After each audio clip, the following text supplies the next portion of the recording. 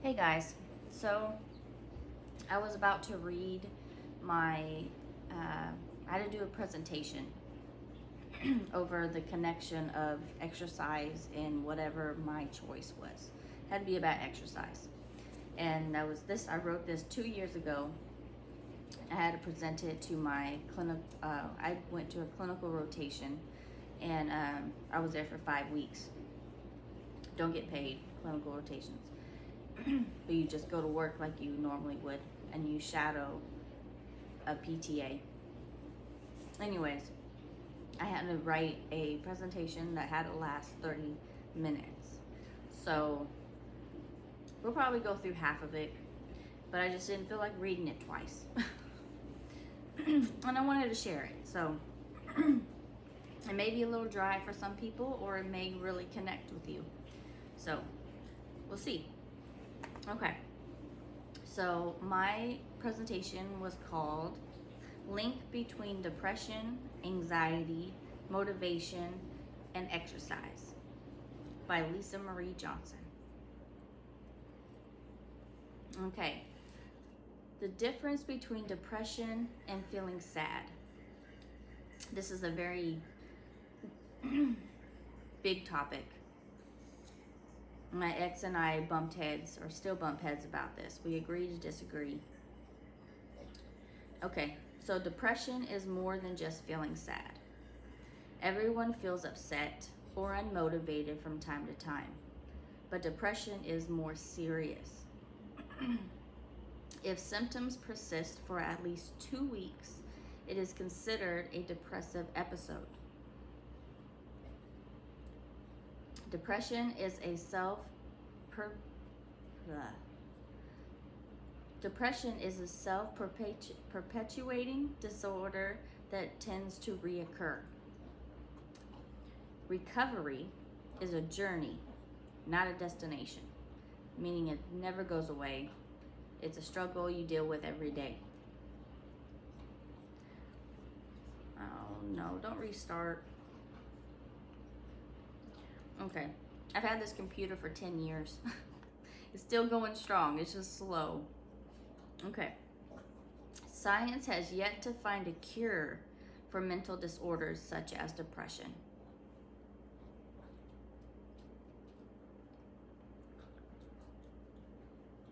Oh, come on, work with me here.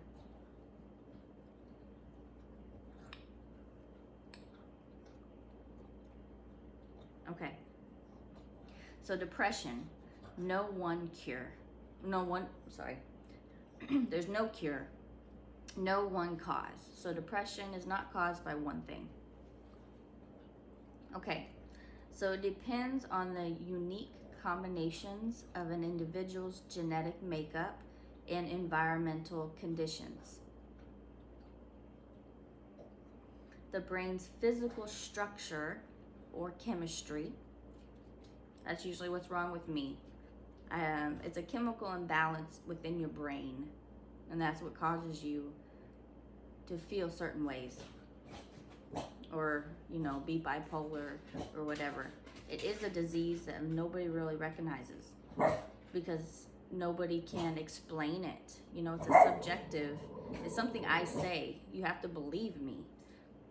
It's not something you can record and have objective, concrete evidence. You can't, unless you do, go really into the anatomy of the brain. But every person is individual, so every person is different. Okay, so history of depression in the family.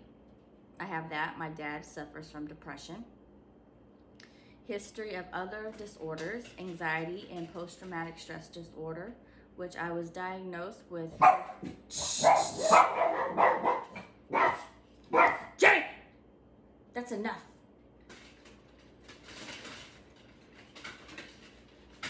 Sorry, they see somebody outside.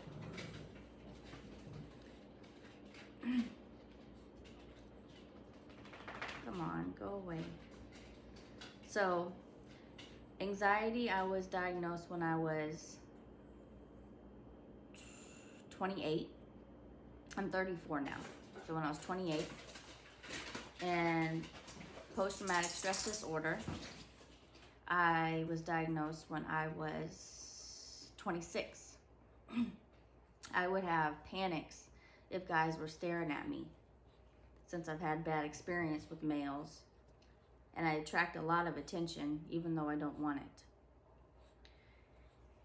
It is what it is. Beauty is a curse. Okay, so stressful and traumatic events such as abuse, financial issues, death in the family. Me, stress is financial issues.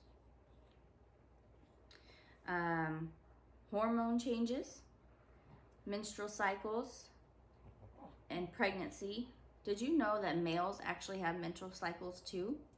That's why you notice it when they're moody. There's a part during the month that they're on edge or moody. It's not the same as a woman. I mean, we have different anatomy, obviously. We get it the worst of it. Okay, and certain medications like sleep aids and blood pressure medications. These are all causes of depression. Okay, so signs and symptoms of depression. Feeling of carrying a very heavy burden. There's a lot of weight on your shoulders and on your chest. Persistent feeling of sadness, hopelessness, worthlessness, or emptiness. That's that pit of darkness I was referring to in one of my mental health updates. I felt all of those when I fell into my first deep depression when I was 23. I hit rock bottom. All I wanted to do was sleep and cry. Irritability, frustration, or restlessness. Oh, I get that. That would be my crazy phase. I can be on edge. Oh, I can go from crying to yelling to crying again. That's when I'm not, my medications aren't right. Loss of interest in activities or hobbies that used to be enjoyable. You start to do less. You stay home and you stay in bed. Yep.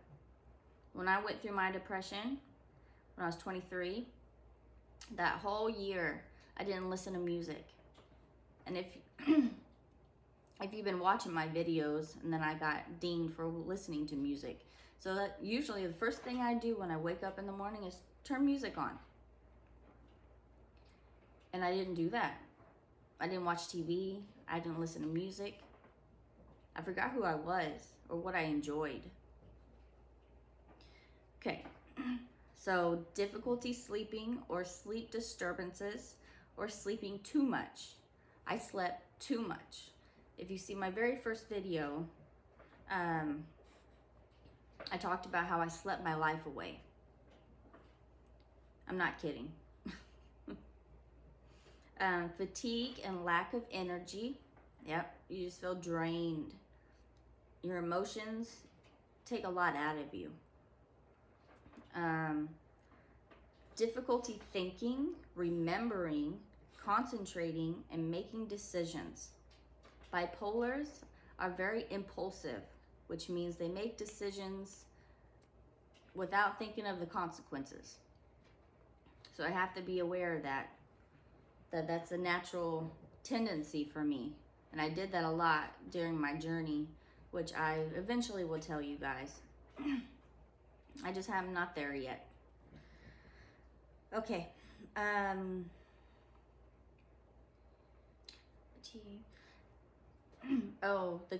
Difficulty thinking clearly. You're in a daze, really. You're lost in your own little world. If you see a depressed person, there's a certain look in their eyes. And it really gets to me because I know what that feeling feels like.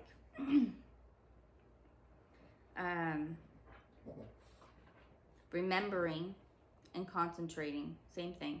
Remembering, I didn't remember anything. I didn't remember any of my passwords. I didn't remember anything about my bank.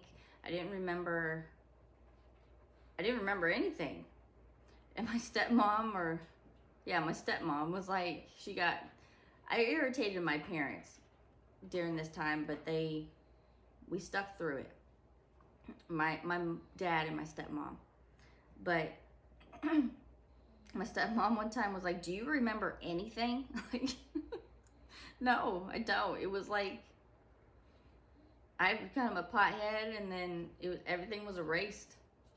Smoking weed was like, it's a depressant, which means you should not smoke weed when you're depressed, or if you are depressed, or have a chemical imbalance in your brain like mine is, which messes with your chemistry, which causes you depression also. But there's other benefits. You know, you can, if you're a manic to bipolar, it can calm you down. Depends on what strand you get.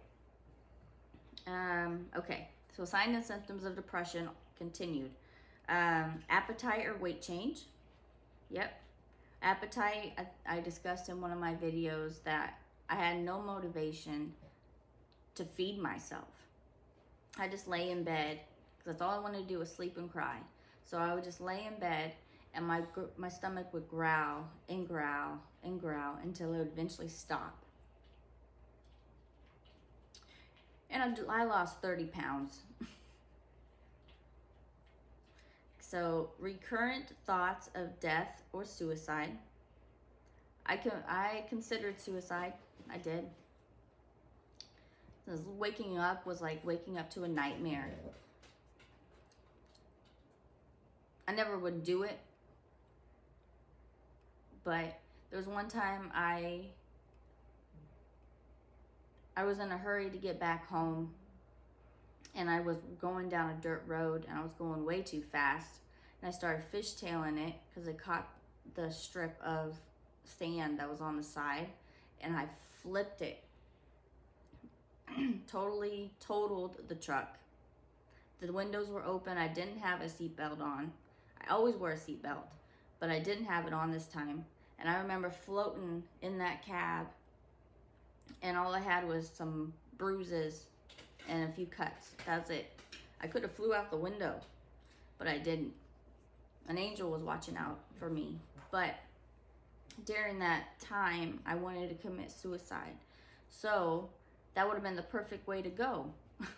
I was kind of irritated. That's sad, I know. But other signs and symptoms of depression is physical symptoms such as headaches, stomach aches, and back pain. Okay. Signs and symptoms of anxiety. I suffer from anxiety. Feelings of worry, avoidance, and anxious arousal. Feeling of keyed up, on edge, tense, and distracted. That's when I'm talking about, that's when my lion comes out. I really scare people. I'm direct and to the point, and I don't back down.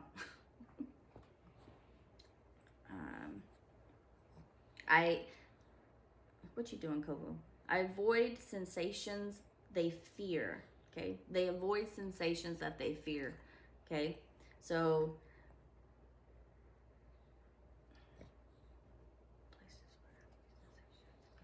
I guess it causes, if they don't avoid sensations they fear, it would cause rapid heart rate, dizziness, and breathlessness. Kovu, stop it. That is called a panic attack. That's what happens. Your heart rate starts, you get dizzy, you get breathlessness, you turn into a panic. I had 4 in a matter of 3 days, and I hadn't had any except 2 in my whole life. And that was when my ex moved a prostitute into my home. I actually liked her, which is crazy. She had a 1-year-old son, but I just couldn't do it. The relationship between those two was like he was dating her. And I'm like, what the hell? And he started treating me like I was the side bitch, Like, I've been with you and supported you for 7 years. Oh, I was done. 4 panic attacks, 3 days. I was starting to throw up. That's why I'm on medical leave now. That's what sent me over the edge, on top of being sexually harassed at work, which was not reported. And it just continued until I threw up at work. I thought I was pregnant. Anyway, so places we avoid places where the sensations and pain have occurred before, which I could not avoid. My home. He kissed her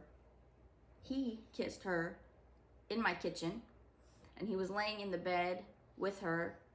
Just, they were all propped up on the bed. The baby was asleep, but I always sit in my recliner. So I looked over and I saw them two, and I'm like, it's like they're the family now, and I'm the side person. I went off. That's when I took the keys. I kicked them out at 12:30 at night. He tried to blame me for it. He said, that wasn't nice. You shouldn't have done that. I said, no, it wasn't. It was, I said, God could take care of him far more than I can. I said, I can't save everybody. I have to focus on myself. And God can take care of him. He didn't say anything. Okay. So I spent most of my time in my living room on the couch this last depression or mental breakdown. Yeah. Okay. So we avoid where escape may be difficult should a panic attack start, such as movie theaters, buses, locations far from home, etc. Mine would be I had a panic attack in front of my boss in his little office, which he made his office into in our storage closet. Okay, so there's walkers and weights and wheelchair parts and wheelchair cushions, and this is a small area, and we shut the door and the blinds were closed, so I was enclosed with this man, and something came over me. I had a panic attack. Oh my God. So ever since then, I wasn't able to talk to him, not without having some type of sign or symptom of anxiety.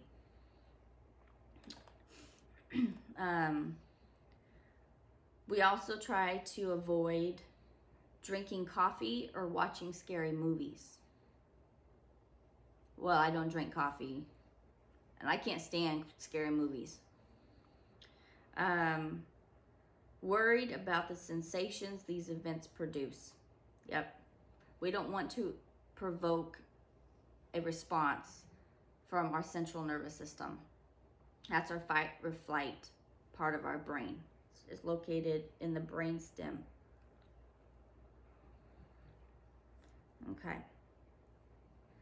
Okay, we're getting into the exercise portion. I just had to give you the backstory of what depression was and what is anxiety. Okay, so exercise intolerance to bothersome physical sensations. Okay, so this is a study that you had to include a study. So they had selected patients who are high on anxiety sensitivity, which was me, off my meds. Okay, they were assigned half of them were assigned 2 weeks of moderate intensity exercise intervals, which was 20-minute sessions 3 times a week, which would include brisk walks or running on the treadmill at a specific heart rate. The other half were assigned to either no activity or low intensity. So the difference between these two groups was the heart rate during exercise made a meaningful difference in terms of reducing anxiety sensitivity. So because they exercised, your anxiety decreased. That's a benefit of exercise. They only 2 weeks, 6 20-minute sections of moderate intensity was comparable to 3 months, 12 90-minute sessions of physical therapy, psychotherapy. I don't know why I included that, but okay. Physical treatments, okay?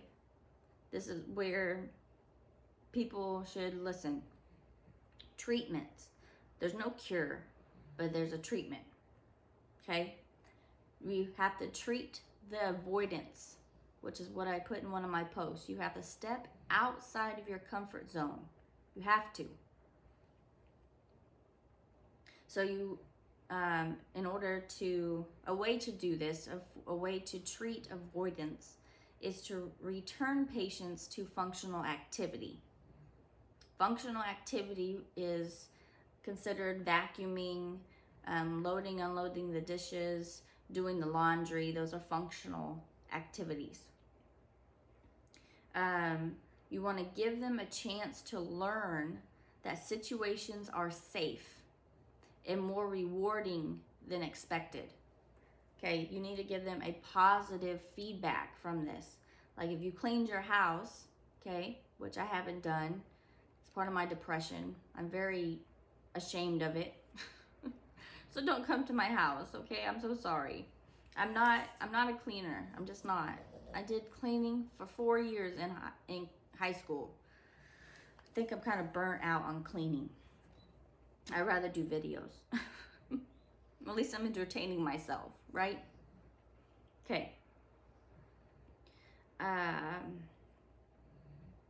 So yeah, you have to make us feel safe.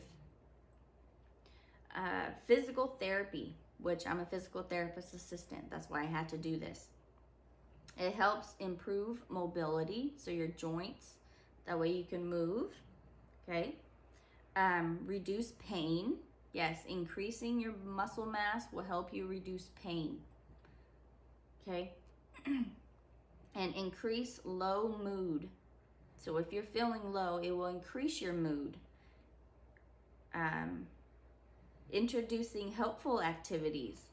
Helpful activities would be maybe if you have difficulty walking or, simple things that we take for granted.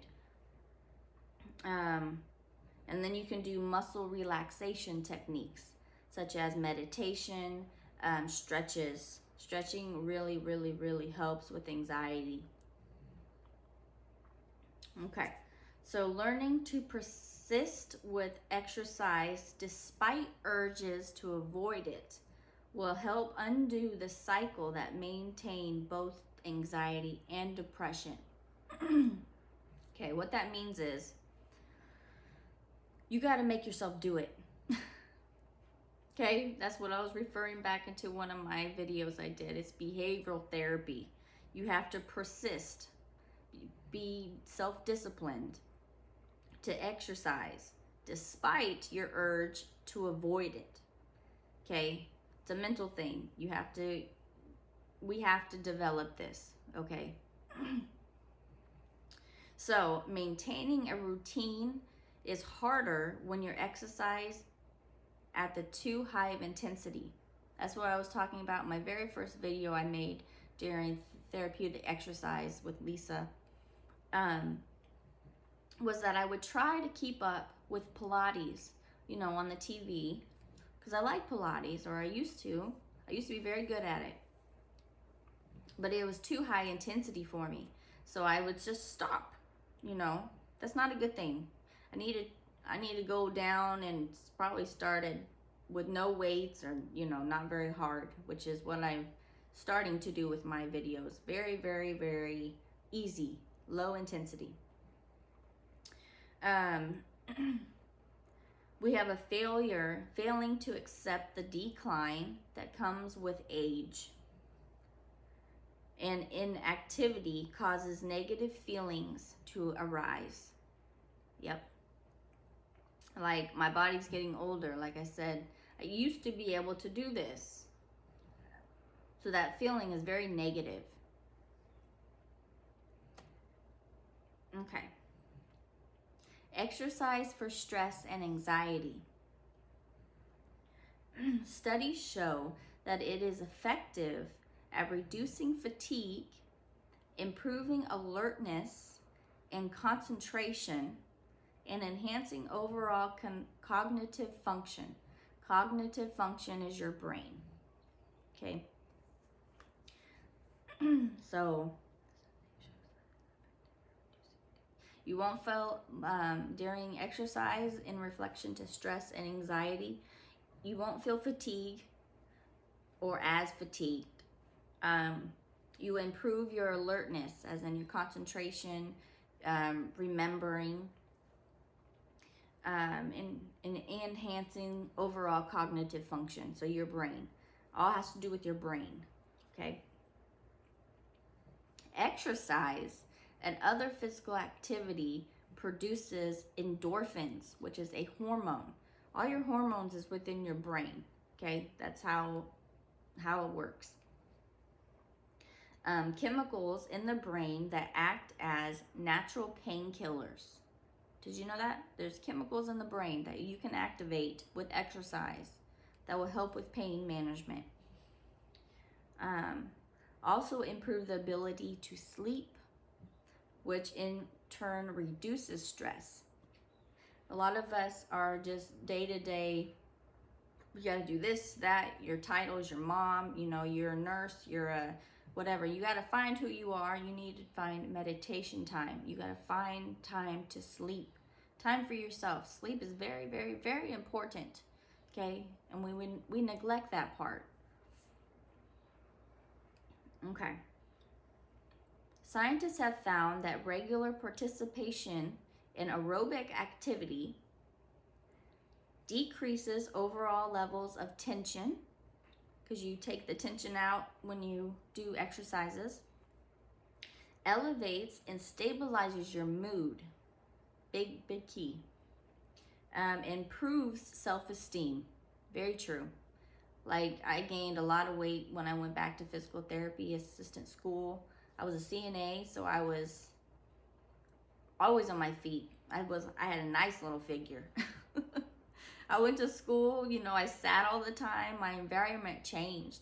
I ate cafeteria food. And then, if anybody's seen Mean Girls, in Mean Girls, okay, this girl feeds this other girl, or gives this other girl nutrition bars to help her lose weight. Well, these nutrition bars help you gain weight. So in return, when I was in my physical therapy clinical rotation, I ate a lot of protein, which I was thinking was fuel for my body. I swelled up like a balloon. I gained 40 pounds. 30 to 40 pounds. So far, I've lost 22 of it. But no, it will help your self-esteem because you feel better about how you look. 5 minutes of aerobic exercise can stimulate anti-anxiety effects. 5 minutes, just 5 minutes. You don't have to do a 30-minute session. 5 minutes.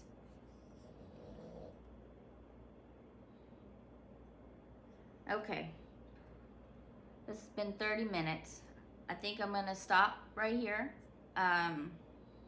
If you have enjoyed this video, please hit subscribe and the little bell that will let you continue my my paper. Okay, so I appreciate you joining me today. I hope this is helping people who suffer from mental illness and those that deal with people that suffer from mental illness. It is a disease, okay? You have to accept that and treat it as such, not just try to dismiss it and, oh, they're just sad. No, people don't, people don't pretend that they're sad, okay? They don't pretend to be depressed. They pretend to be happy. And that's what you need to recognize in people and reach out to those people, because they are avoidance. Like I said, okay? They want to avoid. They're scared. Which I still avoid a lot of people. That's why I said people drain me.